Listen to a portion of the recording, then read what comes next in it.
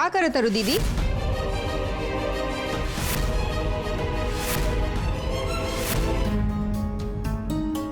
कुछ ना मोहिनी, सब प्रसादी देवे के बानू वही देखत बानी कि कौना चीज में दी।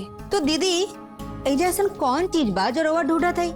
जाके रसोई से प्लेट लेके आ जाए। मोहिनी, हाँ माँ, ये काम तो तू लाके कर सकत है? तनी कन्या के मदद हो जाई। अम्मा जी रह दी, हम लेके आवतानी।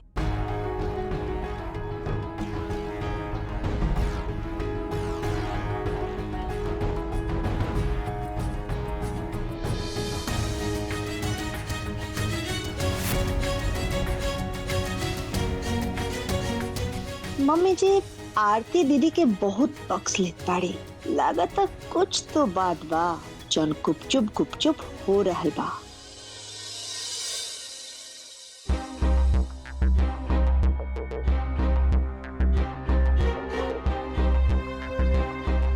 तो तू आगे खातिर का सोच ले बाड़ू? का सोचे के बा? अरे मतलब जूतिया के पूजा के बाद हमारे संगे चलबू ना गाँव में?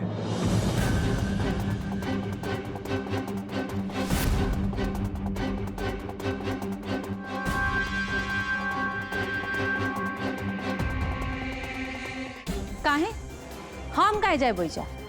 और वैसे भी अभी तक रउआ अपने कैला का माफी हमसे नहीं मंगले। हम कौन नौकरानी है का रउआ हर आज्ञा के पालन करब? बात हुकुम के पालन करे के नहीं है। अगर हम दोनों संगे रहम ना तो कान्हा ज्यादा खुश रही। अब तोहार जौन भी कुछ दिक्कत बना ओका एक साइड रख के कान्हा के बारे में तो कुछ सोचा। रउआ के कान्हा के इतना ख्याल बना तो कान्हा के यही जा छोड़ दी, लेकिन हम ओइजा नहीं जाए। नौकरानी बने के जाई? दिन भर रात भर खटे खातिर रउआ तो चल जानी अपने कोर्ट। हमरा के झेले के पड़ेला ना राउर बाबूजी और माई के। अब कौन बात करत करत तू कौन बात कहां से कहां लेके जाइबू, कौनो और छोड़ नहीं है। के का बीच में लावे के बा, के का ना लावे के बा। अब उ लोगन के का झोले लू? ई झेलल ना कहला तो का कहला? कबो बूट के छाछ बना के दे दा, तो कबो दूध में हल्दी अवट के दे दा, कबो ई करा कबो ऊ करा। बस नौकरानी की तरह दिन भर दौड़त रहा। एगो राउर बाबूजी बुढ़ा गइल बानी, लेकिन आज तक ले बिना परेज धोती कुर्ता नहीं पहनब। न कहीं जाए के बा न कहीं आए के बा, घर के बाहर बैठ के पंचायत करे के बा। केहू मेहमान आ जाई तो बहुरिया से कही नाश्ता बना दे, बहुरिया से कही कि चाय बना दे। ये करे जाइयो जा, हमके नहीं जाए के बा। देखा ई सब के हाल हम सोच के आइल बानी। उ बंसी के पतोहू बना वैसे बात हो गइल बा। उ सुबह शाम चौका बर्तन सब करी। अब तो खुश बाड़ू, अब तो चलबू हमरे संगे। अच्छा तब हमके बुझाइल हम ओइजा नौकरानी ही रहनी हा। तभी तो जौन काम हम करत रहनी हा ओकरा खातिर नौकरानी आवतिया। नौकरानी ही रहनी है ना, एक नौकरानी के औकात बा हमारो ओइजा। ये सब का कहत बाड़ू? हाँ हम तोहरा से इतना प्रेम करेनी और तू कहत बाड़ू कि हम तोहरा के नौकरानी समझली। नौकरानी नहीं समझनी तो का समझनी? इतना तेज ना बोला, कान्हा सो रहल बना। इज्जत जाई तो का बोली? वो का बोली? जौन देखी सुनी उहे ना बोली। एक बात रहुआ ध्यान से सुनी, हम चाहे जहां रहे लेकिन हम अपने लड़का के एजा से कहीं ना जाए दे। कहा मामा पापा जो झगड़ा करे चालू हो गए लो। करबा जवाब सवाल मारा एक थप्पड़ तो सुत जाइबा एजा। सुता इतना हालत हुई तो कैसे सोता मम्मी? चल चल तो के नानी के लगे सुताई। चल हम नानी के बरे ना सोता, हम पापा के बरे सोता। चल वो चुपचाप करबा पापा पापा। उठ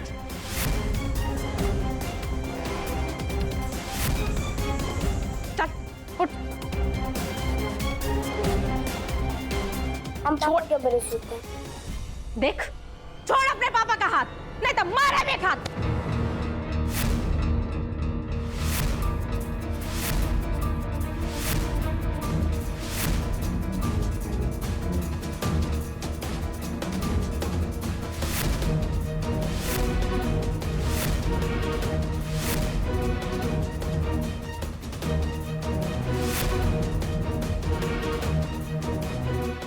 यह इतना हल्ला काहे होता है?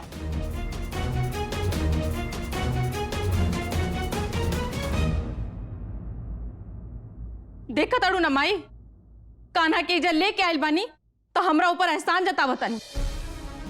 कान्हा इधर रही तो खाली इनसे सटल रही। का जानी का हमरे लड़का के सिखा के लेके आइल बानी। हम सब देखनी है और सब सुननी है। एक का कुकुर बिलार लेके यहाँ ला दामाद जी, अगर क्यों जिद करता तो दोसर आदमी के सही के थोड़ा शांति बनावे के चाहिए। और पर्व के दिन हम जौना बेटा खातिर व्रत रख ले दिया ओकरे के रोवा देनी सबे। देखी काना कितना रोता। चलो तू हमारे संग चलता, माई बाबूजी के छोड़।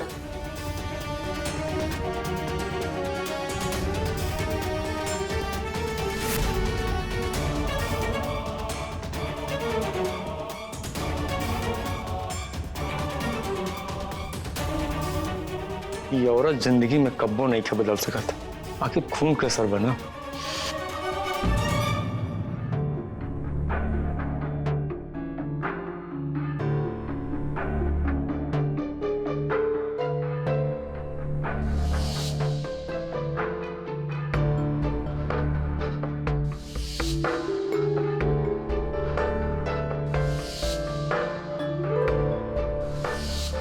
कौनो तो सीक्रेट बा चल दीदी सीक्रेट सबसे छुपावल चाहता रही। Awesome, I love open the secret. अब ये सीक्रेट का खुलासा तो होकर रही। वैसे अम्मा और दीदी के इशारा इशारा में बात भी होत रहा।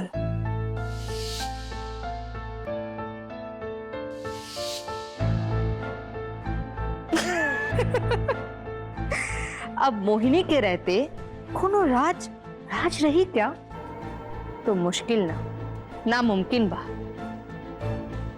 वैसे भी I don't love any secret. राज कोई राज ना रह जाए। खुलासा कर दे मोहिनी। बाप रे बाप, सुता देनी है ताना के। बिना उनका बाप के तो नींदे ना लागत रहला। कैसे कैसे तो सुतौनी है दादा। आ तारा से एक दिन चुप ना रह गई है। हाँ भूखल बड़ुआ भीड़ गईलू है। का माई अब तू हमें के सुनैबू। कान्हा के पापा के व्यवहार हमके तनिको निक नहीं लागेला। कान्हा पे तो वो ऐसे हक जतावे नी जैसे अकेले जन्मौले बानी। बरिस बरिस के दिन के परब ह, व्रत कैले बड़ू। एक दो दिन शांति से रह जैतू, ओकरा बाद देखल जाइनू जौन करे के बतावन। कुछ ना ठीक होई, वो कुछ ठीक होके भी ना दी है। हम उनके रग रग से परिचित बानी। कान्हा अगर हमरे भी रह जाई तो उनकर का बिगड़ जाई। वो तोरा संगे तब न रही जब ते ओकरा के प्यार से पुल्हा के अपना में मिला के रखबे। तो जब मेहरारू लेकिन के अपन माने भी सा न तो मरद मेहरारू के हर कॉल करे ले सा। वो हमार कहल कब्बो ना करी। हम करिए काहे ना, जरूर करी है। वो तो कान्हा से प्यार करेलन। माई हम सब कह के देख ले बानी, लेकिन पुट्टा से मस ना होने। हमार बस चले ना तो हम कान्हा के उनके संगे जाए ही ना देती। एमे बस के का बात बा। हाँ और ते ऐसे रोपे नु तो ना मेहमान जी रुकी है ना कान्हा इजा रुकी। तो तू ही बतावा कि कैसे रुकी हम। कान्हा के तोरा अपना में मिलावे के पड़ी, प्यार से रखे के पड़ी। ओकरा के खियाऊ पियाऊ, घर में आता ना खिलौना रखल बा ओकरा के देखे ले खाती। तो देख कान्हा तोरा संगे काहे ना मिल के रही। आ तू कहे जो ढुका लगा के सुनत तारू हो। हाँ नींद नहीं खे लागत। हम ई सोच के नहीं अम्मा जी कि रउआ सबके कुछ चाहिए का। सब क्यों भूखल बा तो मालपुआ बना के पूछेलू है। हाँ जा सुत जा, सवेरे जल्दी उठे के बा, पारन खातिर खाना बनावे के बा। आ सब क्यों भूखले सुतल बा, सवेरे सब क्यों के भूख लागी। हमनी के भी जागब जा। दारू भूखे उंघाई नहीं खिलागत तो चला सुबह खातिर तैयारी कर ला, ताकि सवेरे में ना तनिक कम मेहनत पड़ी।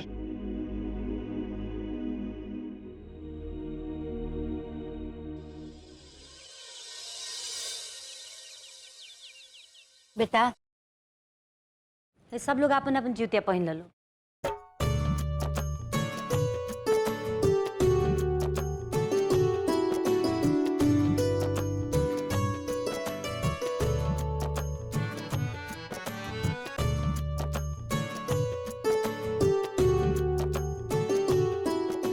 ला कान्हा तू पहन ला।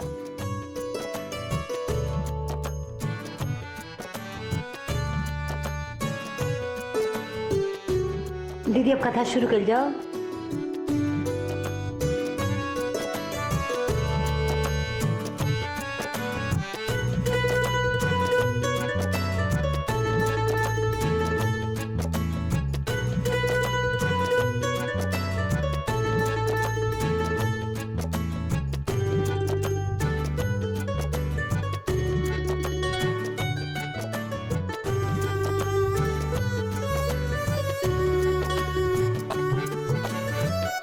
अरे संध्या के माई चला हो गई कथा। अब गोड़ लागल लोग सब जना हाथ जोड़ के जीवित वाहन भगवान के प्रणाम कर लो।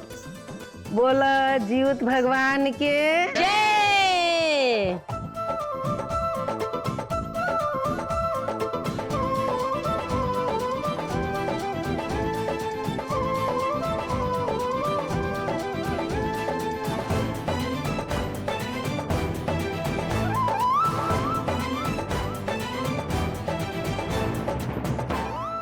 ला हाई नारियल ला एकरा के तोड़ के लिए आवा। इहे पानी से हमनी के व्रत तोड़े के बा।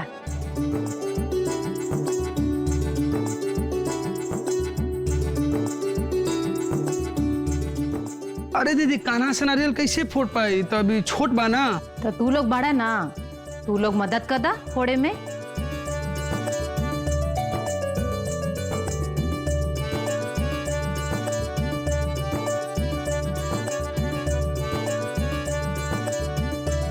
लाओ बेटा, हम तारा मदद कर देता नहीं। दे दे कान्हा पापा के नारियल। कम से कम उनके समझ तो आई ला कि उनकर पत्नी बरत बाड़ी।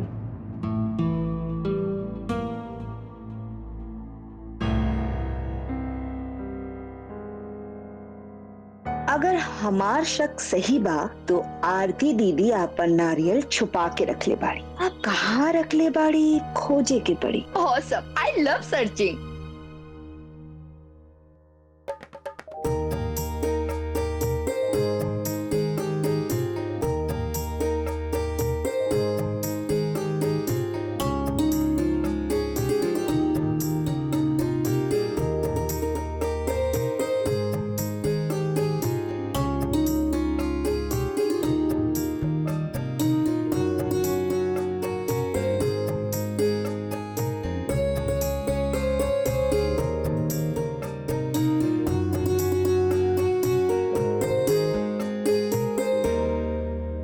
आज फिर रउआ चाची जी से सजा पावे खातिर तैयार रही।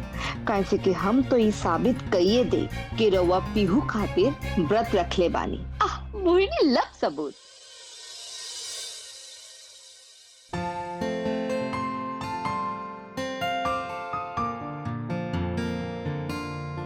ए कन्या तन गंगा जल लिया के दो।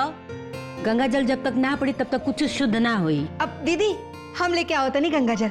मोहिनी तू रुका, हम लेके आवत बानी।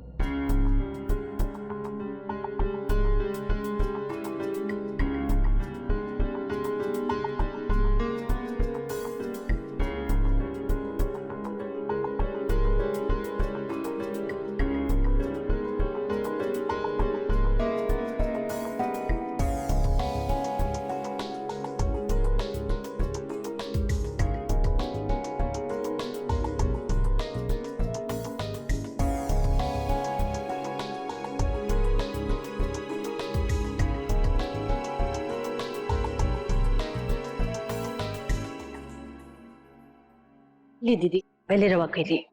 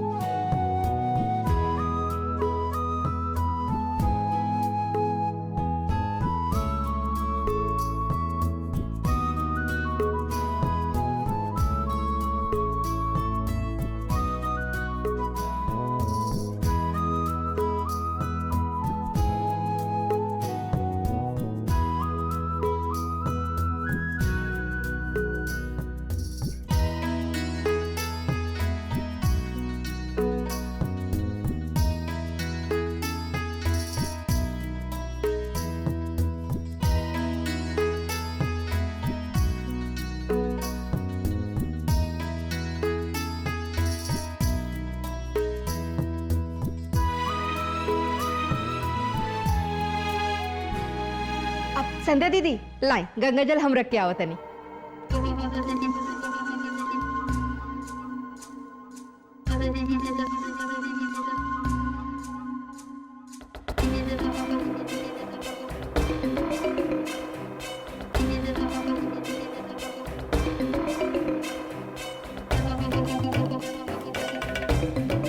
एहिजा नारियल नहीं खे, मतलब कोनो और नारियल छुपा दिले बाड़ी दीदी। लेकिन जान जाए रउआ चलब डाले डाले तो हमरा पाते पाते चले आएला। अब एगो आँखी तो राउर के ऊपर रही दीदी, जब तक हम राउर के उपवास के भीत ना खोल दे।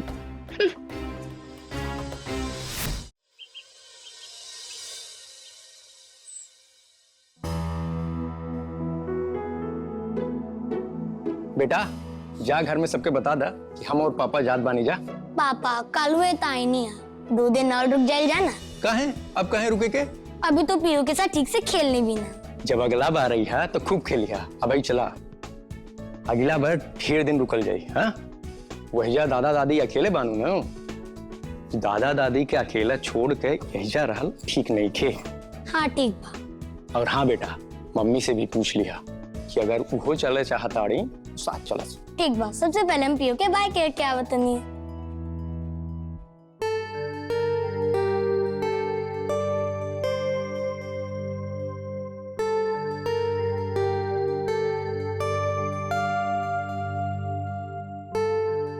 जीवतिया कोयल न भौजी, सबके बस के बात नहीं खे। 24 घंटा बिना अन्न जल पिए जीवतिया के व्रत रखल आसान बात नहीं खे। हम तो 4 घंटा ले अगर व्रत रख ली ना तो हमारे आँखी के सोझा अनहार छा जाला। पता नहीं कैसे सब लोग व्रत रख लेला। छठ मैया का पर्व ना एहो से कठिन होला। 48 घंटा ले बिना खाए पिए छठ मैया का पूजा कइल जाला। हमारा अमर तो छठी मैया के आशीर्वाद से भइलन है। जब अर्घ देत रहनी है तो हमरा इतना खुशी लागल हन कि लागल है कि सूर्य भगवान हमरा से खुश हो गइलन।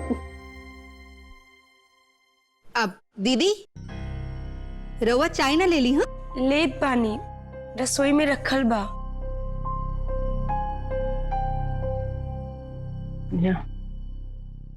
जा पीहू तुलसी चौरा के पास खिलत दिया। हम गईनी है बुलावे तो ना आइलिया। तू जा जाके ओकरा के बुला के ले आवा।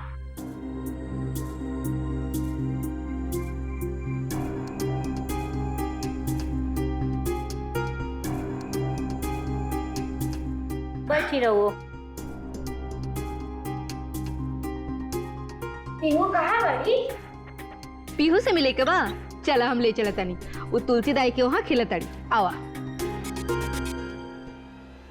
वैसे कान्हा बेटा आप पीहू से काहे मिलना चाहता नहीं? अपना गाँव जात बानी। तब पापा कहलन जाके सबके बाय बोल के आवा। यही से हम पीहू के बाय बोले आई नहीं है। अच्छा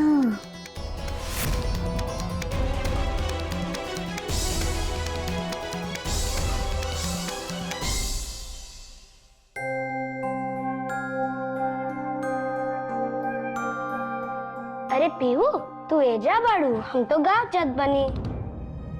कहाँ जात बार भैया? अपना गाँव, यही से तारा बाय बोलना है निहा। बाय। देख रहा बाड़ू न माई, कान्हा का कहता? कान्हा जाए के जीत करता कि केकर बोल बोलता ये हम जानता नहीं। तू तो कहले रहलू कि ओकरा से प्यार से रह, लाड से रह तो वो एजा रुक जाई। फकीर वो हमार बात सुनिए तब ना। अरे तो हमें बात माने कौन बात है? हाँ तू चला साथ में, हम दोनों जन जब कान्हा के संग रहा ऐसे अच्छी बात और का हुई? हमके नहीं के जाए के, वो जो नौकरानी बने जाई। ठीक है बहुत अच्छी बात है। जब तुम्हारा मन होई तो आ जाइए। कान्हा कहाँ बा? बुलावा का कान्हा। आओ बेटा घर चले के बा। कान्हा कहीं ना जाए।